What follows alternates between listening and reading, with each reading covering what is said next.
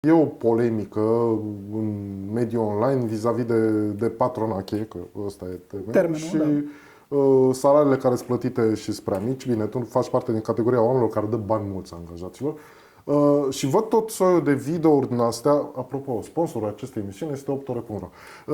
Am zis. Da.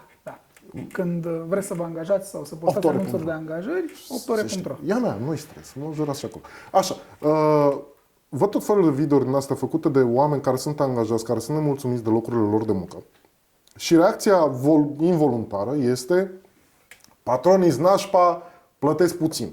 Și de fiecare dată apare în comentarii un patron, bine, după ce suntem făcuți troacă de port, care se vine și spune: bă, stai că nu e chiar așa, că uite, doar taxele pentru tine înseamnă plus 42% și mai înseamnă și partea mea și automat duce la niște taxe foarte mari.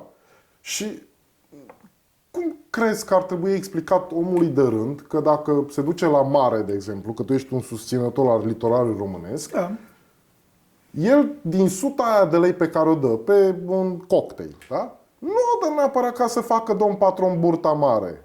Că în suta aia de lei fiscalizată, o mare parte din bani se duc la stat. La fel ca și în cazul salariului lui. Cum putem noi, patronache, să le explicăm oamenilor de rând că de fapt banii pe care ne dau nouă nu rămân la noi? Că de fapt despre asta e vorba. Simplu. Simplu. Nu putem. Nu putem. Nu putem. E o never ending story, așa? Da. Și așa va fi mereu.